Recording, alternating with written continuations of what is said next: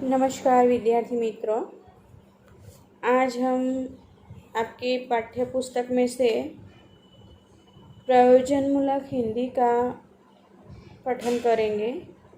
मैंने यहाँ कुछ प्रश्न लिए हैं जो आपको आपके व्याकरण विभाग में लिखने हैं। तो यहाँ कुछ प्रश्नों की चर्चा कर रही हूँ जिससे आपको प्रयोजनमूलक हिंदी पढ़ने में आसानी होगी एवं आप इसे लिख भी लेना। आपके प्रश्न को पूछे जाते हैं 4 गुण के, तो उसको महत्व देना आवश्यक है। इसलिए यहाँ कुछ प्रश्नों की चर्चा कर रही हूँ, आप ध्यान से देखना। यहाँ पहला प्रश्न है, पुस्तकालय पुस्तकों के आलय क्यों हैं? तो उसका उत्तर होगा,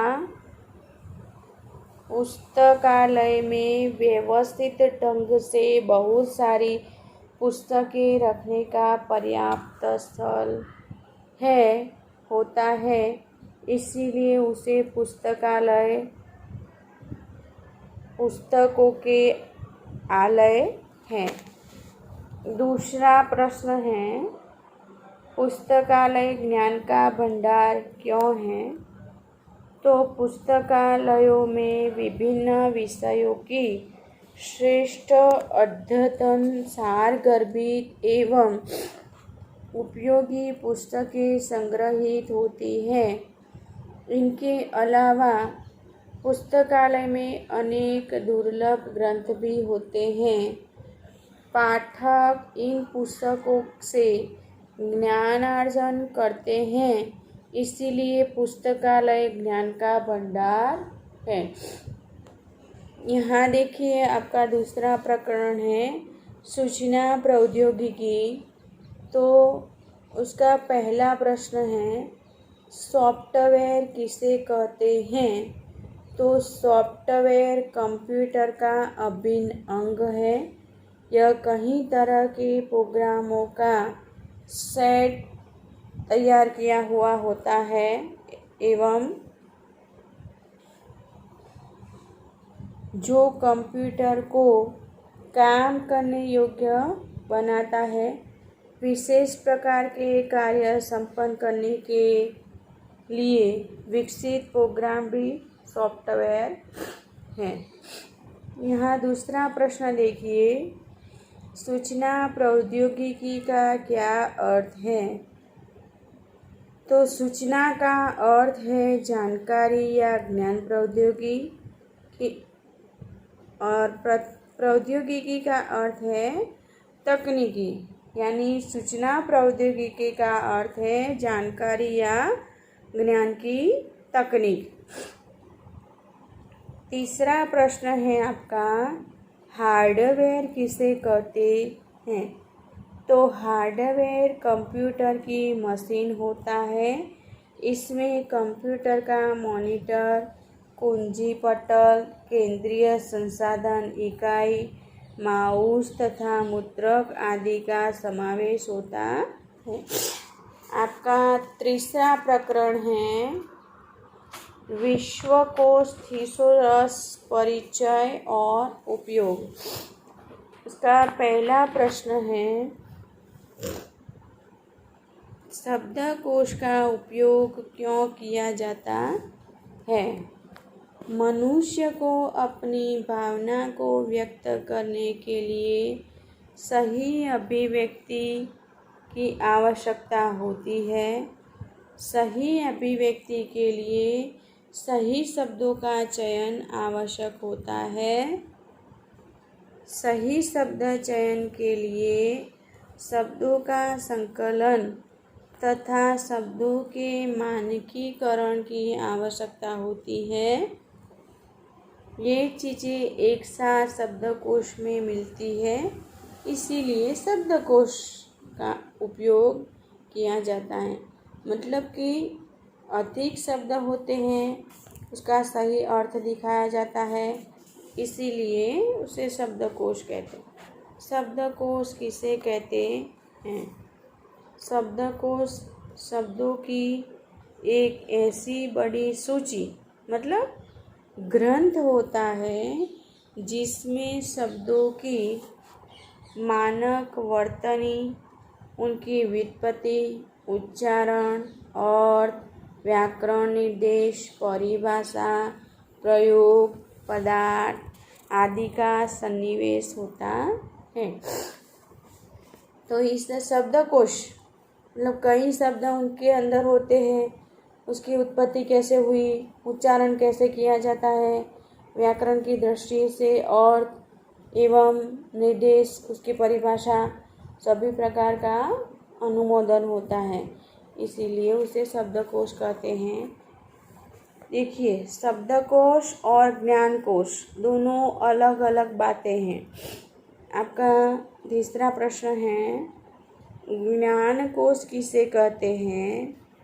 तो कोश की एक ऐसी विद्या ज्ञानकोश से नाम से विकसित है।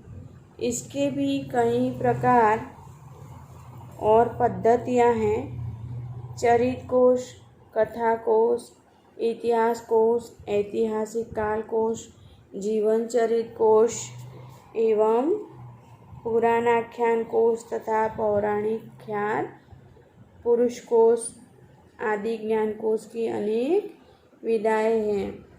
तो ज्ञान कोश मतलब कि हम किसी व्यक्ति, किसी चरित्र, किसी इतिहास की घटना एवं कथा एवं किसी जीवन चरित्र के, किसी व्यक्ति का जीवन चरित्र के बारे में हम ज्ञान प्राप्त कर सकते हैं। चौथा है आपका डाकघर से संबंधित प्रपत्र। तो उसमें से कुछ प्रश्न लिए गए हैं, आप देखिए। पहला प्रश्न है, अंतर्देशीय पत्र किसे कहते हैं? तो अंतर्देशीय पत्र डाकघर से मिलने वाला पत्र होता है। पत्र भेजने वाला व्यक्ति इसी पत्र पर अपना संदेश लिखता है। अंतर्देशीय पत्र कार्ड के 3 फ्लैप, 2 फ्लैप बाईं ओर और दाईं ओर तथा एक ऊपर की ओर मुड़ा हुआ होता है। यह पत्र एक तरफ से खुला होता है। उसका प्रयोग केवल भारत के पत्र व्यवहार के लिए किया जाता है। तो आप घर में आपके पापा से या मम्मी से भी पूछ सकते हैं कि किस तरह से उसका अंतर्देशीय पत्र कैसा होता है, उसके बारे में आप समझ प्राप्त कर सकते हैं। अभी तो इंटरनेट का ज़माना आ गया है, इसीलिए हम सीधे फ़ोन पर ही बात करते हैं। लेकिन आप समझ लेना, आपके पापा से और मम्मी से पूछना कि अंतर्देशीय पत्र क्या है। तो एक सीधा साधा कागज़ होता है जो केवल भारत में ही प्रयोग किया जाता है और उसको खुले पत्र के रूप में भी हम देख सकते हैं। उसमें कुछ संदेशा लिया जाता है, उसको दाईं बाईं तरफ से मोड़कर एक मोड़ ऊपर की तरफ से लेकर और फिर अच्छी तरह से संदेश लिखा जाता है। अब आपका देखिए, डाकघर किसे कहते हैं? तो डाकघर मतलब पोस्ट ऑफिस, जिसे हम इंग्लिश में कहते हैं, लेकिन हमें हिंदी में उसे डाकघर ही लिखना है। ध्यान में रखना आप, डाकघर भारत सरकार के संचार एवं सूचना प्रौद्योगिकी मंत्रालय के अंतर्गत वह कार्यालय है जो जनता को मेल, पार्सल, धन हस्तांतरण, बैंकिंग, बीमा तथा अन्य खुदरा सेवाएं तेज गति से विश्वसनीयता के साथ उपलब्ध कराता है। हमारे देश में कुल 1,55,015 डाकघर हैं। तो आपको कहीं भी अर्जी पत्र भेजना है, मेल भेजना है, पार्सल भेजना है, किसी को मनी ऑर्डर करना है, बैंक का कुछ काम, बीमा आदि हम डाकघर से माध्यम से कर सकते हैं। अब देखिए पोस्ट कार्ड क्या होता है। तो postcard 14/9 cm, 14 cm by 9 cm मतलब गुणान लंबाई चौड़ाई का कार्ड होता है, जिस पर खुला संदेश लिखा जाता है। यह 2 किस्मों में उपलब्ध होता है, एकल और जवाबी पोस्ट कार्ड। पोस्ट कार्ड केवल भारत के अंदर ही प्रेषित किए जाते, मतलब कि हमें भारत में ही किसी के यहाँ कुछ संदेश भेजना है तो हम भेज सकते हैं। स्पीड पोस्ट क्या होती है? तो स्पीड मतलब जल्दी से हमें भेजना है। भारत में पत्रों, दस्तावेजों और पार्सलों को तीव्र गति से एवं समयबद्ध वितरण सेवाएं प्रदान करने के लिए स्पीड पोस्ट की सेवाएं शुरू की गई है। स्पीड पोस्ट ने एक नई युग की शुरुआत की है। स्पीड पोस्ट के द्वारा 25 रुपये की दर से पूरे देश में कहीं भी किसी भी स्पीड पोस्ट बुकिंग केंद्र से डाक भेजी जा सकती है।